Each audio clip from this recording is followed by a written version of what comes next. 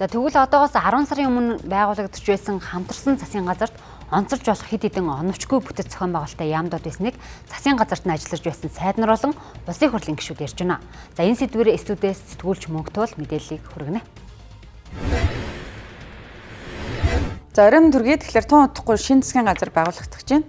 За үүнээс өмнө 10 сарын өмнө байгуулагдаж байсан хамтарсан засгийн газар буюу за оюутны тэргүүлсэн засгийн газарт хэд хэдэн одоо давхарцсан чиг үүрэг бүхий яамдууд одоо ажиллаж байсан гэдгийг олон нийт хэлж байгаа. За тухайлх нь бол оюутны засгийн газар 2024 оны 7 дугаар сарын 10-ны өдөр байгуулагдахдаа за нийтдээ 23 сайдтай 16 яамтай ажиллахаар байгуулагдаж байсан байна. За үүний 4 нь ерөнхий чиг үүргийн яам, за 12 нь чиглэлийн яам, за 3 яамгүй сайд бас ажиллахаар энэ засгийн газарт багтаж байсан байх юм аа.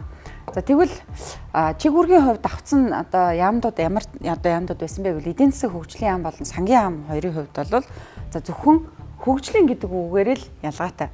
За сангийн яамны хувьд бол ерөнхийдөө төсөв одоо хөрөнгөтэй холбоотой асуудлаа хариуцж байсан бол за хөгжлийн гэдэг утгаараа эдийн засгийн хөгжлийн яамд Монгол улсын эдийн засагтай холбоотой ирээдүйн хөгжлийг бодлогыг тодорхойлох энэ ажлуудыг хийнэ гэдэг энэ нэршлэр нэг одоо чиг үүрэгтэй яамыг хоёр болгож задлаж үүргийг нь давхцуулсан юм асуудал гарсан байна.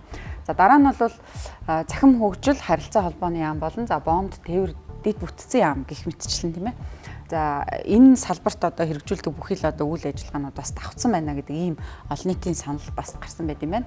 За түн чин яамгүй одоо бас нэлээд хэдэн сайдууд оюутны засгийн газарт ажиллаж байсан. За Монгол улсын ерөнхий сайд болон за тэргүүн дэд сайд, за засгийн газар хэрэглэх газрын дарга гэх мэтчлэнгээр. За тэгээ бомбын сэргэлт хариуцсан энэ сайд маань бас ажиллаж байсан байх юм аа. За ерөнхийдөө өнгөрсөн одоо 10 сарын хугацаанд ажилласан оюутны засгийн газар чигүүргийн давхцал олон байсан учраас энэ удаагийн засгийн газрыг маш цомхон бүтцтэй байгуулагдах ёстой. Хэд хэдэн одоо чиглэлд чигүүргийн давхардлыг бууруулж одоо цомхон бүтцтэй засгийн газрыг байгуулах нь зөв гэдэг ийм зүйл дээр за өнгөрсөн засгийн газарт ажиллаж байсан сайд нар болон улсын хурлын гишүүд ярьж байна.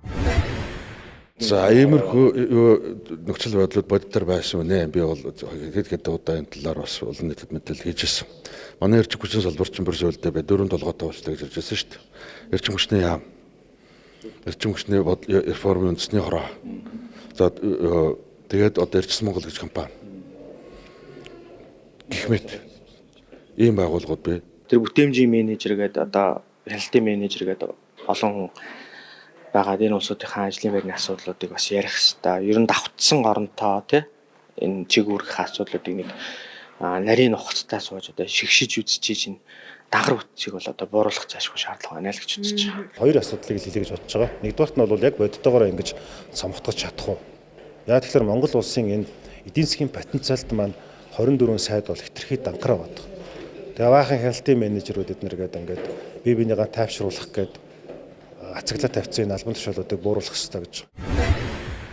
За тухайлх юм бол шинжилэл одоо байгаагүй хэрнээ нэршлийн хувьд өөрчлөгдсөн ийм яамдууд оюутны засгийн газарт байгуулагдаад ажилласан гэдэг ийм зүйлийг бас олон нийт хэлж байна. За тухайлх юм бол соёл, спорт, аялал жуулчлал, залуучуудын яам гэдэг ийм цоошин нэртэй байна байгуулагдсан. За өгтөө бол соёлын яам байсан. За соёлын яамн дээр спортыг, за аялал жуулчлалын салбарыг, залуучуудын салбарыг нэгтгэж авч одоо нийлүүлсэн. За ингэснээрээ байгаль орчны яамн дээр харьяалагддаг байсан аялал жуулчлалын салбар бол соёлын салбарт хариуцагдах болсноор үйл ажиллагааны хувьд бодлого алдагдах ийм нөхцөл байдал хүрсэн. За ялангуяа соёлын салбар өөрөө том салбар учраас хит одоо данхаас нь том салбар бий болсноор за бусад салбаруудын үйл ажиллагаа доголдох эрсдэлтэй байсан. За ийм учраас дараагийн засгийн газарт яамдуудын энэ нэршлиг өөрчлөлт байдлыг анхаарах нь зүйтэй гэдэг дээр зарим одоо салбарын мэргэжилтнүүд тайлбар хийж байна. Ер нь бол аялал жуулчлалын салбар бол Монгол улсын тэргүүлэх 3 салбарын нэг гэж явдаг. Даанч одоо энэ утгаараа ерөөсөө тусдаа ч юм уу те салбар яам болж хөгжихгүй одоо хүртэл ирсэн байгаа. Сая бол сүүлийн жилүүд соёл, спорт, аялал жуулчлалын яам дээр харьяалагдаад явж байгаа. Тэгэхээр ер нь бол аялал жуулчлалын салбарыг Монгол улсад хөгжүүлэе гэвэл бид тусдаа яамтай л байх ёстой. За энэ мэтчлэнгээр өнгөрсөн 2024-өөс 2025 оны одоо өнөөдрийг өдийг хүртэл ажилласан оюутны засгийн газрын одоо хувьд бол нийт 16 одоо яамдын 14-т нь чиг үүргийн давхардалтай за ерөнхий сайдын одоо яамдуудын сайд нартай ижил хэмжээний эрх хэмжээ эзэлдэг зөвлөл хороодууд байгуулагдаж ажилласан. За эдгээр хороодын бүтц бол маш дагахар байгаа учраас нийт тэргуунд эдгээр хороодуудыг цөөлөх шаардлагатай гэдэг дээр бас олон хүн санал нэгтээр хэлж байгаа. За түүнчлэн төрийн өмчөд одоо аж ахуй нэгжийн компаниуд дээр одоо томилгоо хийгдсэн хяналтын менежерүүд одоо менежерүүдийн энэ албан тушаалуудыг бас эргэж харах нь зүйтэй гэдэг зүйлийг хэлж байгаа. За ялангуяа хяналтын менежерүүд, бүтээмжийн менежерүүд гэдэг энэ албан тушаал дээр өнгөрсөн хугацаанд хамтарсан засгийн газраас нийтдээ 400 гаруй хүмүүсийг томилон ажиллуулсан байт юм аа. За ингээд мэдээлэлд анхаарлаа хандуулсанд баярлалаа.